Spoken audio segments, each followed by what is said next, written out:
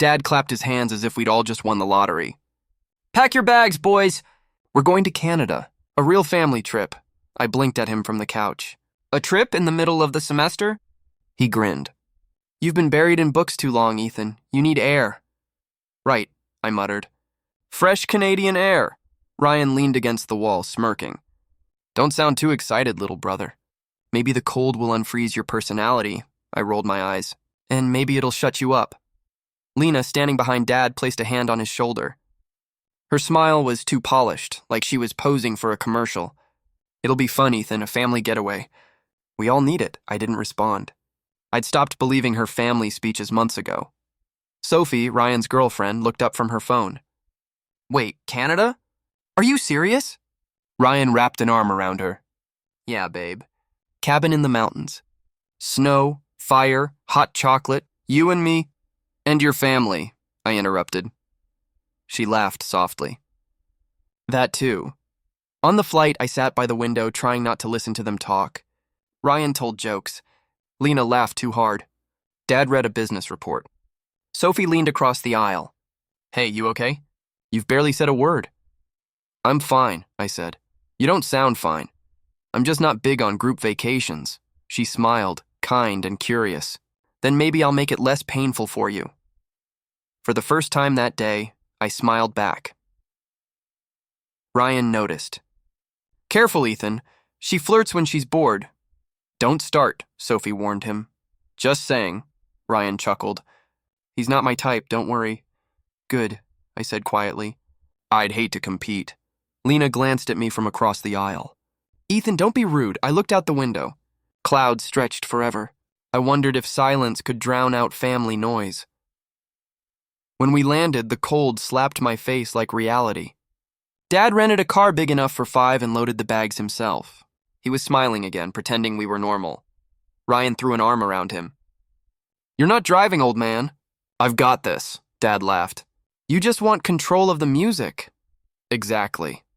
Sophie called shotgun, leaving me in the back with Lena. She smelled like expensive perfume and fake calm.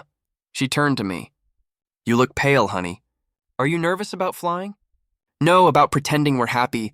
Her smile faltered. "You've got quite the tongue lately." Ryan glanced at us through the mirror. "Don't pick a fight with Mom, Ethan." "She's not my mom," I said before I could stop myself. The car went silent. Only the snow hitting the windshield made a sound. Dad cleared his throat. "Let's keep the peace, all right? This week is about family." "Yeah," I said quietly. "Family." Hours passed. Pines blurred by like ghosts. Sophie kept asking questions about school, music, anything to fill the silence. She was easy to talk to, easier than anyone else in the car. When she laughed at one of my dry jokes, Ryan frowned. "Didn't know you had a sense of humor." "Didn't know you cared," I shot back. "Boys," Dad warned. Lena sighed. "They'll grow out of it." I doubted that. We reached the cabin near sunset. Snow covered the roof like frosting. Dad unloaded bags while Ryan tested the door. "Damn, this place is huge." Sophie stepped inside, eyes wide. "It's beautiful." "It's cold," I muttered. She looked at me. "I'll make you coffee later, deal?" "Deal." Inside, Lena fussed with blankets, humming like everything was perfect. Dad started a fire. Ryan walked around, claiming the best room. "Ethan, you can take the one upstairs," Lena said. Ryan smirked. "He gets the attic?" "Classic. It's fine," I said. "I like quiet," Ryan grinned. "Yeah, I bet you do." Sophie shot him a look. "Be nice," he shrugged. "I am nice." Later, I stood by the window, watching snow fall in slow silence. Everyone laughed in the next room, fake empty laughter that scraped my nerves. Sophie appeared beside me. "You don't laugh much, do you?" "I guess I don't have a reason to." "Maybe this trip will change that." "Maybe?" She smiled. "I'll hold you to it." I nodded, though my chest felt tight. Outside, Ryan's reflection moved in the glass, grinning at something I couldn't see. Something in that grin made my stomach twist. Like he was already keeping a secret, and I knew somehow this trip wasn't going to end like Dad hoped. The first morning in the cabin was too quiet. The fire crackled, snow whispered outside, and everyone pretended to be fine. Ryan stretched by the window. "Man, look at that view. Almost makes me forget how cold it is." Almost, I said. He grinned. Still brooding, huh? Still pretending to care, huh? Lena stepped in holding mugs of coffee. Boys, please. One day without fighting. Dad wasn't around. He'd gone into town for supplies. Lena's smile softened as she handed Ryan a mug. Her fingers brushed his. It lasted a second too long. Ryan didn't pull away. Sophie noticed. Her voice came out light, but her eyes were sharp. Coffee for me too, Lena? Oh, of course, sweetheart. Lena moved quickly to the kitchen. Sophie leaned toward me, whispering, Did you see that? I wish I didn't. Maybe I'm imagining things. Maybe we both are. We ate breakfast in near silence. Ryan cracked jokes no one laughed at. Lena complimented him on everything. It was like watching two actors rehearse a play that only they understood. Later, while Sophie and I helped stack firewood, she sighed. Ryan's different lately. I handed her another log. Different how? He used to tell me everything. Now he's always distracted. Distant. Maybe he's stressed. Or maybe he's hiding something. Her words made my stomach twist. I didn't respond. That evening, I sat in the living room while Ryan and Lena whispered in the hallway. The tone of their voices, too soft, too familiar, made my chest ache. Stop, Lena said quietly. Someone might hear. Ryan laughed under his breath. Relax, they're busy, I froze. My pulse hammered in my ears. I stood, pretending to head for the kitchen, just as they stepped into view. Ryan's eyes flicked to me, cold and sharp. Hey man, we were just talking about dinner. Sure, I said. Sounded intense. Lena smoothed her hair. Ryan was just telling me about college stuff. Right, I said, staring at her. College stuff. Sophie entered, holding her phone.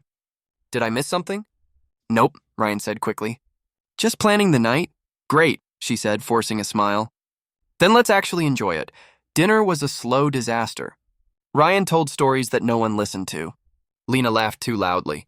Dad still wasn't back. Sophie pushed food around her plate. So, Ethan, Lena said, desperate to fill the silence. How's school? It's fine. Still studying computer science? Still pretending to care? I said without thinking. She blinked. Excuse me? Forget it, Ryan chuckled. Someone's moody tonight. Someone's fake tonight, I shot back. Sophie's hand brushed mine under the table, a silent plea to stop. I bit my tongue. After dinner, everyone went their separate ways. Ryan went to the porch. Lena washed dishes. Sophie sat beside me on the couch. You don't like her much, she said quietly. I don't trust her. She tries hard. Too hard. Sophie looked at the fire. You ever feel like you're the only one paying attention? All the time. She's beautiful, she whispered. I get why people look at her, but sometimes I feel like she's playing a game I can't see. She is, I said, and Ryan's losing it. Sophie turned toward me. You think he's hiding something, don't you? I don't think. I know, she swallowed hard. Then why don't you tell your dad? Because he wouldn't believe me. The fire popped. The sound filled the silence between us. I don't know what's happening to us, she said finally. Ryan and me. It's like he's somewhere else even when he's right next to me. He's stupid if he doesn't see what he has. She smiled faintly. You're nicer than you act. Don't tell anyone. We both laughed softly. It was the first real laugh I'd had in days. When she stood to leave, she hesitated. Thanks for listening. It helped. Anytime, I said. Good night, Ethan. Night. After she left, I sat by the fire until everyone went quiet. The cabin creaked like it was holding its breath.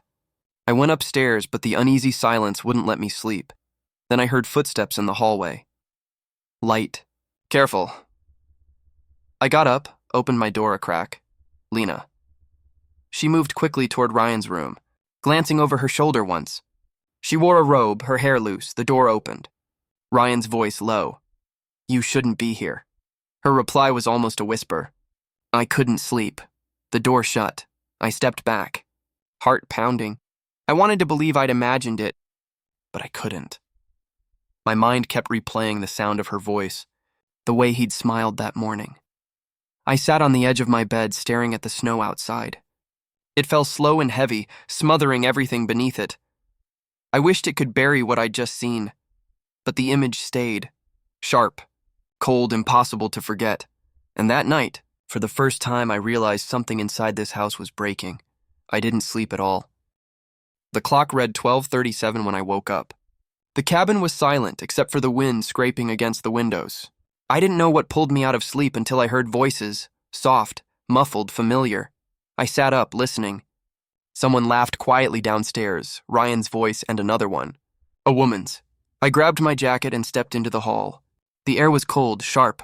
A single light glowed from beneath the basement door. My pulse sped up.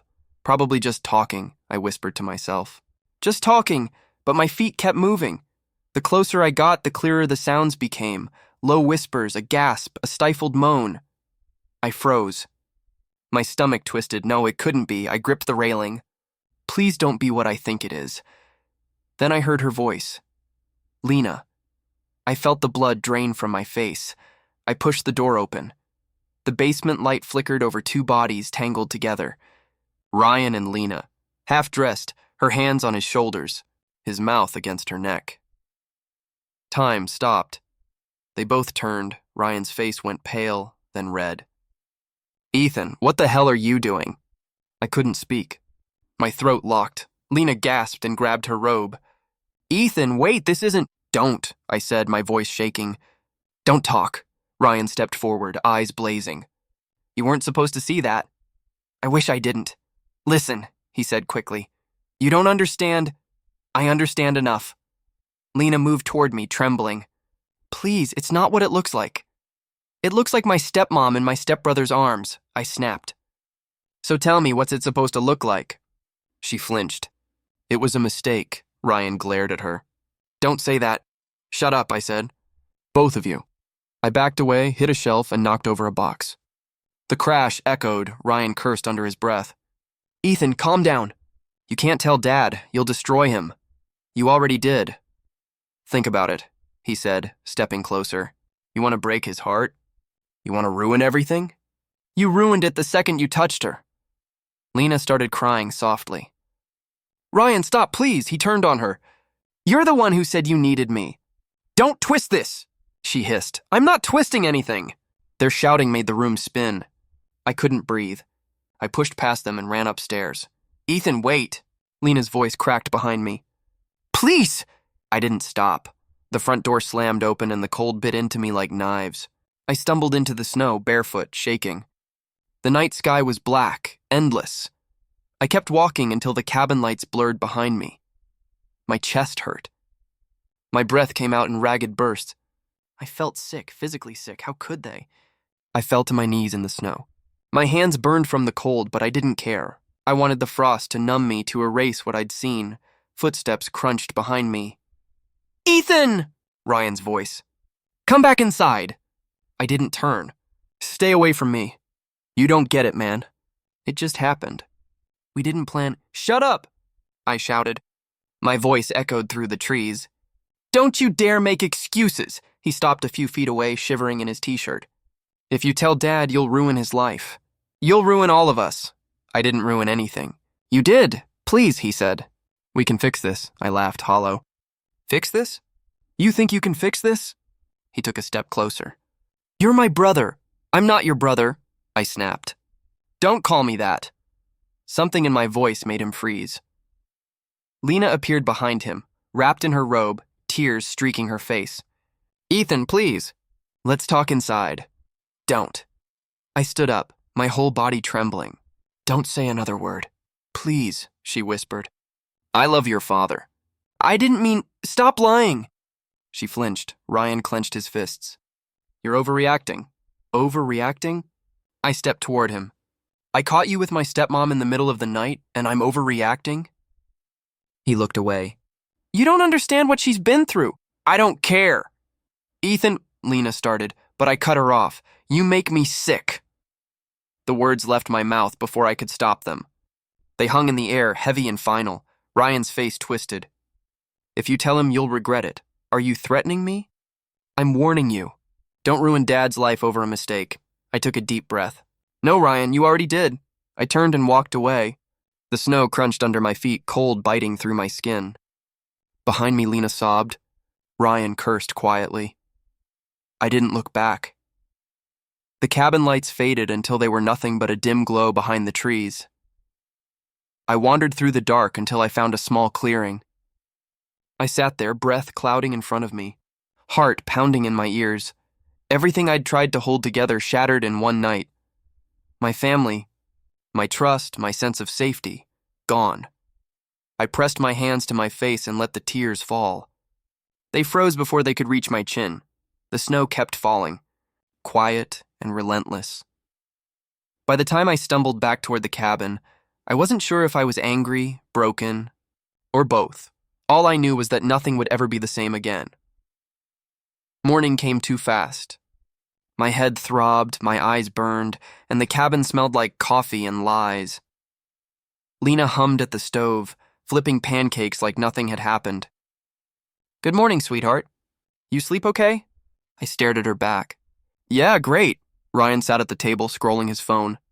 When he looked up, his eyes locked on mine, a silent warning. "Say nothing," Dad entered, cheerful. "Everyone awake? It's a perfect day for sightseeing." "Sightseeing," I muttered. "Banff's beautiful this time of year," he said, pouring coffee. "We'll drive out after breakfast." "Sounds fun," Ryan said smoothly. "Right, Ethan." I forced a smile. "Sure," Lena set a plate in front of me. "Eat something." "You look pale." I pushed the food away. "Not hungry." Sophie walked in, rubbing her eyes. "Morning, everyone." "Wow, it smells amazing," she smiled at me. "You okay? You look off." "I'm fine." "You don't look fine," Ryan cut in. "He's just tired." "He was up late." "Yeah," I said quietly. "Couldn't sleep." Dad chuckled. "That mountain air will fix that." "Let's pack up after breakfast." Lena laughed too loudly. "I'll make sandwiches for the drive." Her laughter made me sick. I wanted to scream, "She's lying to all of you." But my throat refused to move. Sophie leaned closer. "You sure everything's okay?" "Everything's fine," I said again, almost choking on the words. She studied me. "You're lying." Ryan's hand brushed hers. "He's just moody. You know how he gets." Her brow furrowed, but she let it drop. The rest of breakfast felt like a play. Everyone pretending their lines were real. I couldn't eat. Couldn't breathe. When Dad stepped outside to load the car, Ryan spoke under his breath. "You better pull it together." I stared at him. "You think you can scare me?" He smiled faintly. "You look scared already." Lena's eyes flicked toward us, her voice tight. "Both of you, enough. Let's just get through today." I laughed bitterly. "Get through pretending?"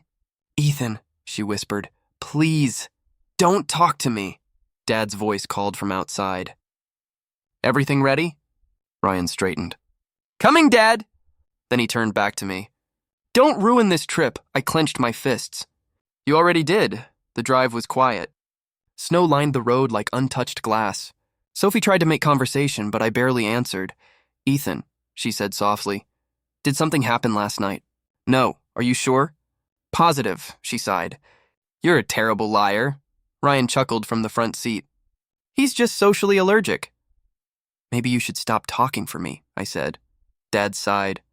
"Can we have one peaceful day?" We visited a frozen lake. Everyone took photos. Ryan held Lena's phone to take a picture of her and Dad, then one of him and Sophie. I stood apart, pretending to admire the view. Sophie joined me. "You're quiet." "Always am. Not like this." Her voice softened. "If you need to talk, you can," I almost told her. The words sat heavy on my tongue. But when I looked at Ryan, laughing, charming, lying, I froze. "I'm fine," I said again. "You're not," she whispered. We drove back at dusk. The sky was pink, soft, cruelly peaceful. Inside, I was a storm. That night, I sat outside alone, staring at the snow. The cold bit at my hands, but it felt cleaner than the air inside. Footsteps crunched behind me. "Ryan!" "Couldn't sleep?" he said. "Get away from me." He ignored that and sat beside me. "You've got that look, man. Like you're about to explode." "Maybe I am." He exhaled smoke from a cigarette. "Then don't. It won't help anyone." "You think covering this up will?" "You don't get it." "I get it just fine," I snapped. "You're sleeping with my stepmom," he flinched. "Keep your voice down. Why? Afraid she'll hear the truth for once? She's scared too, you know." "She should be." He turned to me, eyes cold. "If you tell Dad, I swear I'll make you regret it." I laughed dryly. How? You think I don't know about you? He leaned closer. About that thing last year? The one you never told Dad? My stomach dropped. You wouldn't. Try me, I stared at him. You're unbelievable. I'm protecting this family, he said. No, you're protecting yourself. He smirked. Same thing, I stood up. You're sick, he shrugged. Maybe, but I'm not stupid. Lena's voice called softly from the doorway. Ryan, Ethan? He stood. Coming, he said. Then, quietly to me, don't cross me. You'll destroy everything. When he disappeared inside, I sank onto the steps again. My hands shook. He knew my weakness. He'd use it. I buried my face in my arms. Every breath hurt. Inside, I could hear laughter. Lena trying to fill the silence with sound. I hated it. I hated them. And most of all, I hated myself for sitting there doing nothing. The snow fell heavier, coating my jacket, melting against my skin. I let it. It was the only thing that still felt real. The cabin was quiet except for the wind pressing against the windows. I sat by the fire, staring at the flames, feeling hollow. My throat ached from holding everything in. Footsteps approached behind me. Ethan, Sophie said softly. You've been avoiding everyone since last night. I'm just tired. She came closer. Don't lie to me again. I kept my eyes on the fire. I'm not. You are. She knelt beside me, searching my face. I've been trying to ignore it, but you look broken. What happened? I swallowed hard. Nothing you need to worry about. Stop that, she snapped. I'm not stupid. Tell me, I shook my head. You don't want to know. I do, she insisted. You're shaking. Just tell me, Ethan. Her voice cracked on my name. Something in me broke. I whispered, I saw them. She frowned. Who? Ryan and Lena. Her confusion lasted a second, then her eyes widened. What do you mean you saw them? My breath hitched. Last night. In the basement, she went still. Doing what? I looked away. You already know. The silence stretched, heavy and cruel. With your stepmom? She whispered. I nodded once, her face drained of color. You're lying. I wish I was.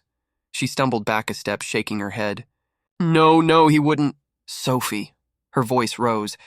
He wouldn't do that to me, to you. To your dad, I saw it, I said quietly. They didn't even see me at first. She pressed a hand to her mouth, tears filling her eyes. Oh my God. I stood, but she backed away. Don't. I have to talk to him. Sophie, wait. But she was already heading for the hallway. I followed, my heart pounding. Ryan was in the kitchen, leaning on the counter. When Sophie stormed in, his smirk vanished. What's wrong? Don't act clueless, she said, her voice trembling. You slept with her, Ryan froze. What? Don't lie to me, she screamed. Ethan told me everything. Ryan's gaze snapped to me. You idiot! Don't you dare, Sophie said, jabbing a finger at him. You disgust me. Lena appeared at the doorway, pale. What's going on?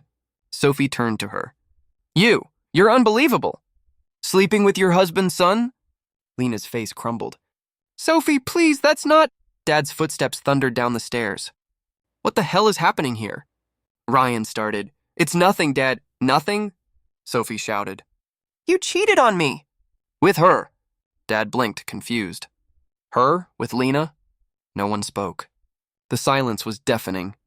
Someone tell me this is a joke, Dad said. Ryan's jaw tightened. It's complicated. Complicated? Sophie's laugh broke into a sob. You ruined everything. Dad's eyes darted between them. Lena? She started crying. I made a mistake, Dad's voice cracked. A mistake? She reached for him. Mark, please, he shoved her hand away. Don't touch me, Ryan tried to speak. Dad, shut up. Dad roared. You slept with my wife. I didn't mean for it to happen. You think that makes it better? The room shook with his voice. Sophie was crying silently beside me. I couldn't move. I just watched the wreckage unfold. Lena sank to her knees. I was lonely, she sobbed. You were always working and that's your excuse? Dad snapped. You destroy my family because you're lonely? Ryan stepped forward. Dad, please, The sound of the slap echoed like a gunshot. Ryan's head snapped to the side. Don't you ever speak to me again, Dad said, shaking with rage. No one breathed. Ryan wiped blood from his lip. You'll regret that. Dad's voice was low, trembling. Get out of my sight. Lena tried to grab his arm again. Mark, please, don't, he said. Don't say my name. Her sobs filled the silence. Sophie turned on Ryan one last time. You're dead to me, Ryan glared at me. You couldn't keep your mouth shut. I didn't answer. Dad looked at me next, eyes hollow. You knew? I hesitated. Since last night. He closed his eyes. And you didn't tell me. I didn't know how. He nodded slowly, like every word hurt. You should have. I'm sorry, I whispered. He turned away. We're leaving in the morning. Everyone pack, Lena cried harder. Please, Mark, not another word, he said. Ryan punched the wall, storming upstairs. Sophie followed, slamming the door. The house fell into a suffocating silence. Dad sank onto a chair, hands shaking. How did I miss it? He muttered to himself. I stood frozen in the doorway, feeling like the air was gone. The fire cracked behind me, the only sound left. Lena whispered, Ethan, I'm sorry. I looked at her. No, you're not, her lip trembled. You don't understand. I understand enough. I walked past her and out the front door. The cold hit me like a wall. Snow crunched beneath my boots. My chest hurt, but I didn't stop walking. The wind howled through the trees. My breath came out in white bursts. I thought I'd feel free after telling the truth. Instead, I felt like I'd just burned the last bridge I had. The next few days blur together. The snow doesn't stop. The air inside the cabin feels heavier every morning. Dad left first. He didn't yell. He didn't even look back. He just packed a bag, called for a cab, and said, I need space. I stood by the door watching him go. Dad, he paused. I'll call you when I can. The door closed, and that was it. Lena cried for hours. Ryan locked himself in his room. Sophie packed her suitcase in silence. She found me outside by the steps. I'm leaving tonight, she said. I nodded. I figured. Her eyes were red. I can't stay here, Ethan. Every corner of this place feels dirty now. I get it. She took a shaky breath. You didn't deserve any of this. Neither did you. She looked away. Ryan said you told Dad to get back at him. Is that what he told you? Yeah. Well, it's not true. She nodded slowly. I believe you. For a second, I wanted to hug her, but the distance between us felt too wide. Take care of yourself, okay? She said. You too. When she turned and walked away, I felt something collapse inside me. The next morning, Lena knocked on my door. Ethan, can we talk? I didn't answer. Please, she said. Just 5 minutes. I opened the door halfway. She looked smaller somehow, eyes swollen from crying. I know you hate me, she whispered. Yeah. She nodded, tears forming again. I deserve that. But you need to understand. I was broken, Ethan. I didn't mean to hurt anyone. You hurt everyone. I know. Then why do you want me to understand? Because I didn't plan any of it, she said, voice cracking. Your dad was gone all the time. Ryan was kind. I was lonely. Stop, she flinched. Don't make excuses. You're supposed to be his wife. My stepmom. I know, she said softly. And I'm sorry. Sorry doesn't fix it. She reached out. I just wanted you to know I never meant to betray you too. I stepped back. You did, her hand dropped. Ethan, please don't. She nodded slowly, eyes down. I'll leave soon. I just wanted to say goodbye. I closed the door. Her quiet sobs faded down the hall. Later that day, Ryan came out of his room. His face was pale, his voice low. You happy now? I didn't look up. What? You got what you wanted. Dad's gone. Sophie's gone. Everything's wrecked. Congratulations. You think I wanted this? You told Sophie, she asked. You could have lied, he shouted. You could have kept it between us. You mean kept your secret? He glared at me. You ruined my life. You did that yourself. He stepped closer. You think you're better than me? No, I said quietly. Just less disgusting. His jaw tightened. You don't understand what it's like. To betray everyone you love. You're right. I don't, he laughed bitterly. You always had it easy. Dad loved you no matter what. I had to fight for it. That's your excuse? It's not an excuse, he said. It's the truth. Then maybe you should have fought harder for his respect instead of destroying it. His eyes filled with something, anger, guilt, maybe both. You'll never get it. Try me, I said. He didn't answer. He just walked out the front door and disappeared into the snow. I didn't go after him. I couldn't. By evening, the cabin was quiet again. Just me, the creak of the wood, and the sound of wind hitting the glass. The phone rang once. It was Uncle Tom. "Kiddo," he said gently, "I heard about what happened. News travels fast. Your dad called me. He's worried about you. I'm fine. You don't sound fine. I'm just tired. Listen," he said, "come stay with me for a while. Clear your head. I don't want to be a burden. You wouldn't be. You need a break from that place." I hesitated. "Yeah, maybe you're right. Pack your stuff," he said. "I'll drive up in the morning." When we hung up, I looked around the cabin. The firewood pile. The mug still half full. The photos on the wall. Everything felt haunted. That night, Lena found me again. "Uncle Tom's coming for you?" "Yeah," she nodded. "That's good. Why are you still here?" "I'm leaving tomorrow. The realtor's coming to take pictures." "Good." She reached out to hug me. You don't understand how broken I was. I froze. Her arms around me felt wrong. I pushed her away. Just don't," she nodded, tears falling. "I'm sorry, Ethan." I said nothing. When she left, I sat by the fire until the room dimmed to orange shadows. Ryan came down the stairs quietly. "Hey," I didn't answer. He sat across from me. "I shouldn't have yelled earlier." "Okay," he sighed. "I'm not good at this." "At what?" "Being human?" He winced. "At apologizing." "Try harder." I screwed up, he said finally. "I know that." "You didn't just screw up," I said. "You broke the only thing that mattered." "What's that?" "Trust." He looked down. "Guess that's gone for good." "Yeah," I said.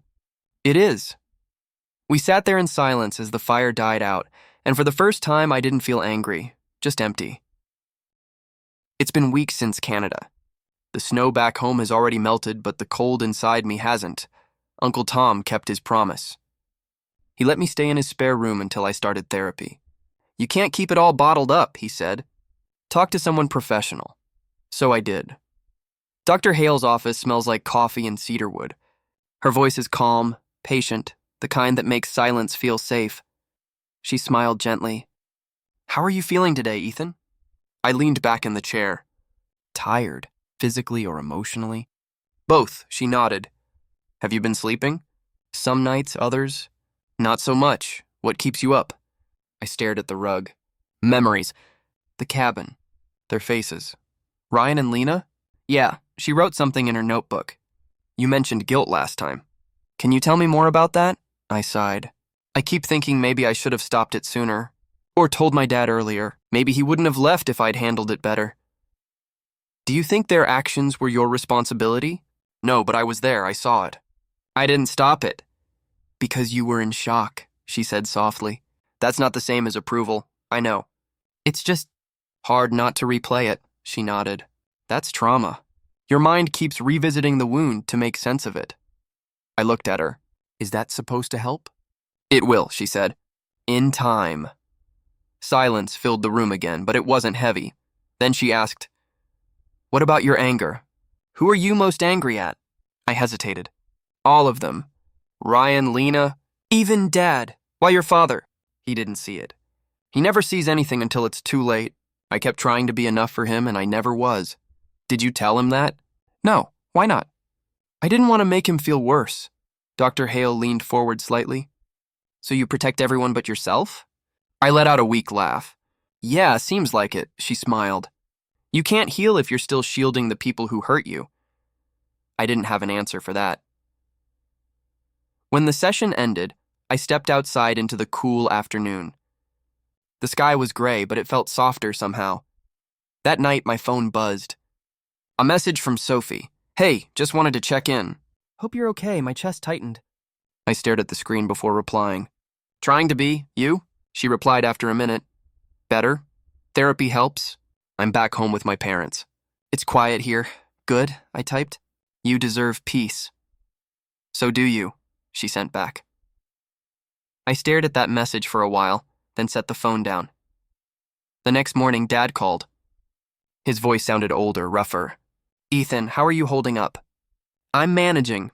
Your uncle told me you're in therapy. I'm proud of you for that. Thanks, he hesitated. I wanted to tell you. Lena's gone. She moved out last week. Where? No idea. She left a note. Said she needed time to find herself. I didn't know what to say. And Ryan? Dad sighed. He dropped out of college. Moved in with a friend. I don't think he's doing well. Good, I said automatically. Then caught myself. I mean, I don't know. Dad's voice softened. You don't have to feel bad for thinking that. I kind of do. That's because you have a heart, he said quietly. Don't let this turn it cold. We stayed on the phone for a while, not saying much, just breathing together. When we hung up, I felt strangely lighter. A week later in therapy, Dr. Hale asked, "How's your relationship with your father now?" Better. I think he's trying. Do you want to forgive him? Yeah, eventually, she nodded. And the others? I looked at my hands. I don't think I can forgive Ryan or Lena, but I don't want to hate them forever either. That's progress, she said. Hate keeps you connected to pain. Then what's the alternative? Letting go, I exhaled.